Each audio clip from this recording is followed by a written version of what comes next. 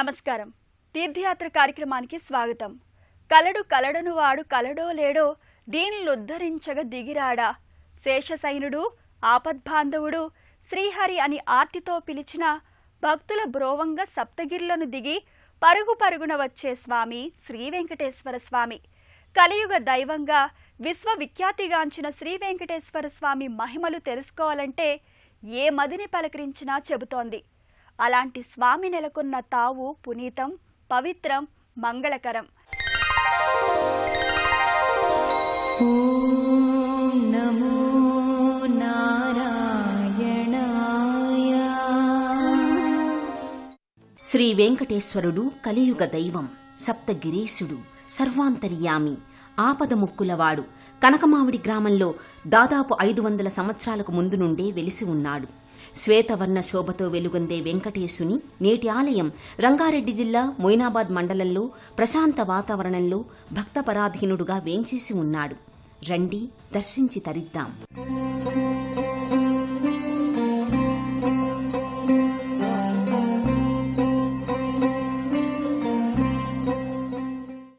దాదాపు 400 సంవత్సరాల క్రితం ఆనాటి పాలకులైన నిజాం సర్కారు వారికి ఎంతో నమ్మిక గల కనకమామిడి శ్రీ వెంకటేశ్వర స్వామి ఆలయం పునరుద్ధరణ కావింపబడి నేడు భక్తుల కోలాహలంతో వెలుగొందుతుంది. ఓం సహనావవతు సహనౌ భునక్తు సహవీర్యం కరవావహై తేజస్వినావధీతమస్తు మా విద్విషావహై అని వేదోక్తి. అంటే, ఓ పరమాత్మ, మా గురు శిష్యులనిద్దరినీ కాపాడుగాక, ఇద్దరిని సుఖశాంతులను అనుభవింపచేయుగాక, ఇరువురము జ్ఞాన సముపార్జన చేసెదముగాక, మేమిరువురము ద్వేషించుకొనకుందుముగాక, శాంతిగా జీవింతుముగాక అని ఆ పురుషోత్తముణ్ణి ప్రార్థించి జీవితం గడపాలని కోరుకుందాం.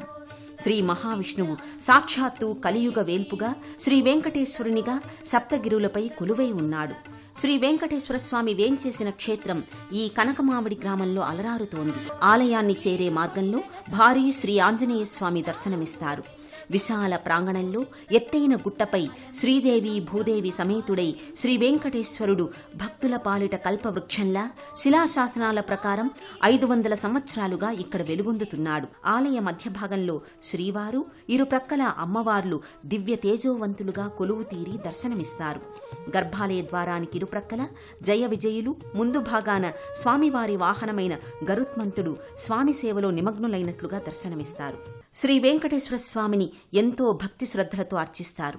సర్వాలంకారాలు చేసి మంత్రోక్తంగా స్వామిని స్తుతించి ధూప దీప నైవేద్యాలు సమర్పించి వింజామరులు వీచి మంగళహారతులను అర్పిస్తారు.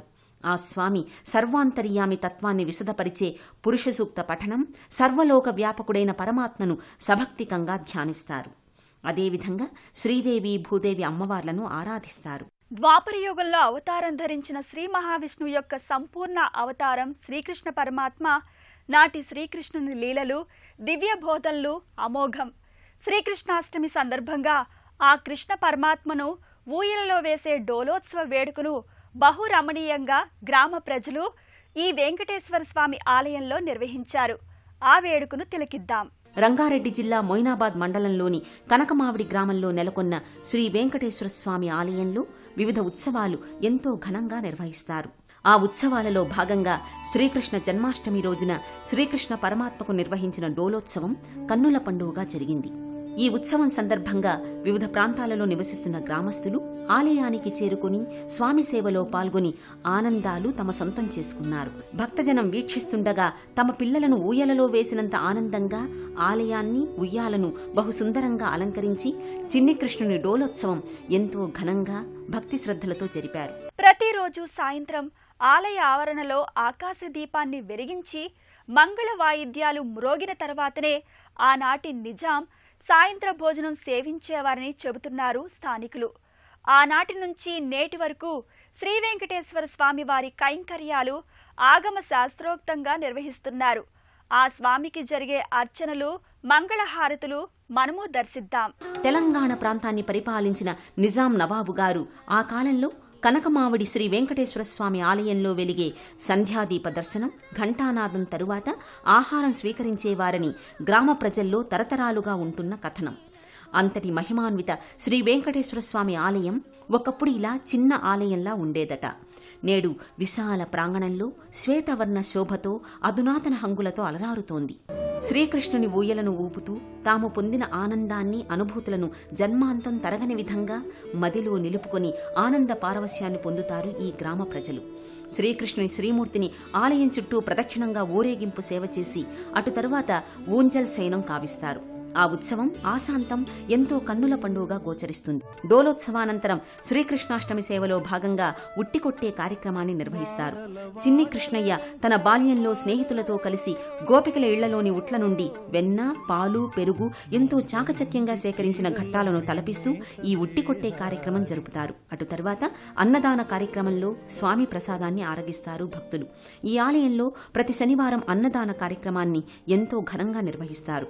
స్త్రీలు, పురుషులు, చిన్న పెద్ద కలిసి భోజనం చేసే ఆ సన్నివేశం చూడముచ్చటగా తోస్తుంది. కనకమావిడి గ్రామంలోని శ్రీ వెంకటేశ్వర స్వామి అలంకరణ అత్యంత అద్భుతంగా గోచరిస్తుంది. పట్టు వస్త్రాలు, తులసిమాలలు, చేమంతి పూల గజమాలలు, విశేష ఆభరణాలు, వజ్రాలు పొదిగిన రజత కిరీటధారిగా శంకుచక్రాలు ప్రస్ఫుటంగా కనిపిస్తుండగా వజ్రఖచిత తిరునామాన్ని ధరించి కళ్యాణ వెంకటేశ్వర స్వామి దర్శనం కనువిందు చేస్తుంది. స్వామికి క్రింది భాగాన నెలకొన్న ఉత్సవమూర్తులు కూడా అదే రీతిలో అలంకరించిన వైనం, అర్చకాచార్యుల చాకచక్యం, దాతల ఉదార వితరణ గుణం, ఆలయ పాలక మండలి చిత్తశుద్ధి ఈ ఆలయ శోభను, వైభవాన్ని ఇనుమడింపచేస్తుంది. ఆలయ ప్రాంగణంలో గోశాలను నిర్మించి స్వామి సన్నిధిలో గోసేవ చేసే సౌకర్యాన్ని భక్తులకు అందుబాటులో ఉంచారు. సకల దేవతా నిలయమైన గోమాతను పూజిస్తే దేవతలందర్నీ అర్చించినట్లే. భూమి పుట్టినప్పటి నుండి మంచి చెడు పుట్టినట్లే ఎంతో వైభవంగా దేవతారాధన చేసే మన దేశంలోనే ఇంద్ర, చిత్రగుప్త, యమధర్మరాజు లాంటి దేవతలను అపహాస్యం చేసే సన్నివేశాలు మన సినిమాలలో దర్శనమిస్తాయి.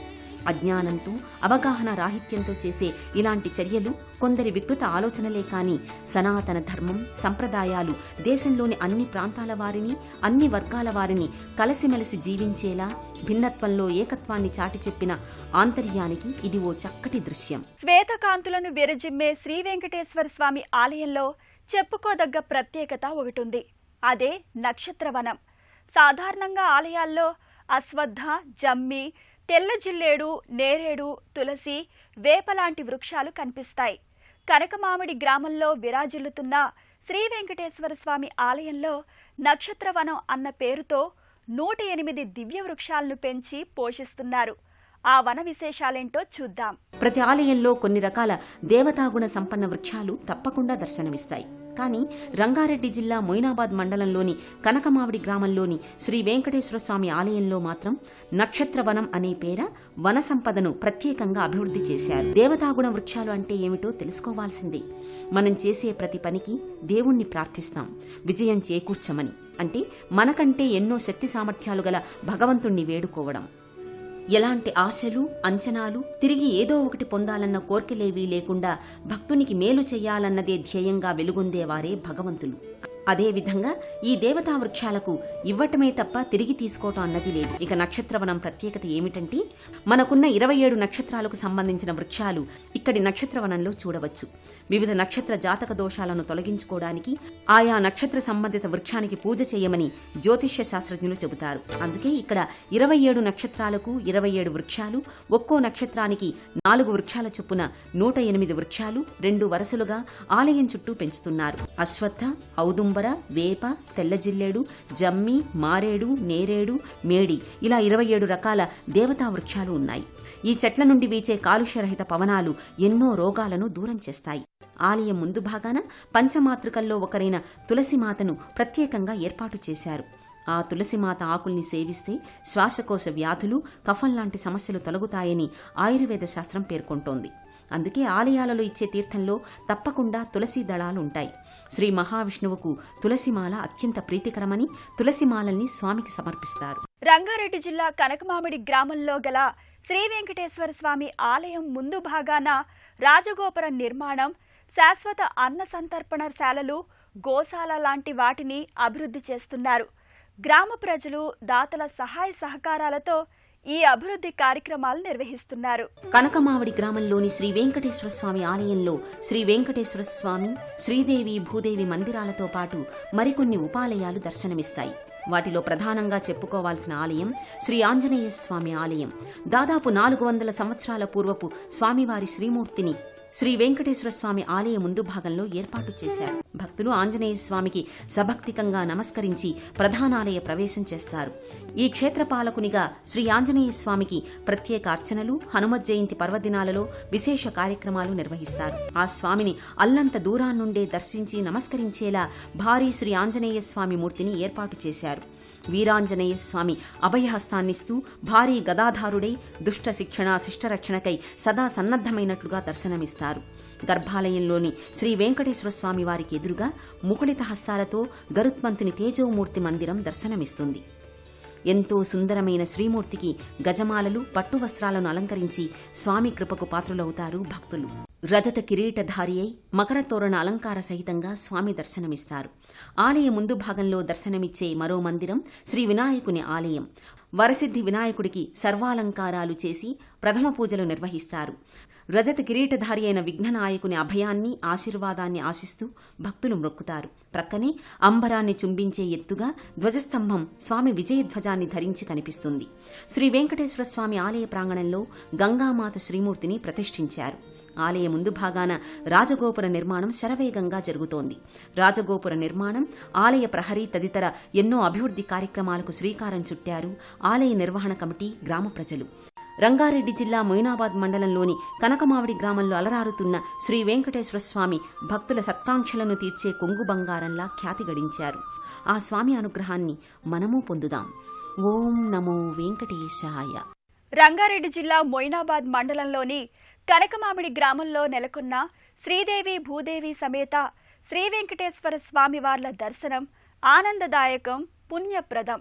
ఆలయ దర్శనం అన్నది గజస్నానంలా కాకుండా అక్కడ పొందే అనుభూతులను మదిలో నింపుకుని అమృతస్య పుత్ర మానవ అన్న రీతిలో ప్రేమ, దయ, కరుణలతో సాటివారికి సహాయపడుతూ జీవిద్దాం.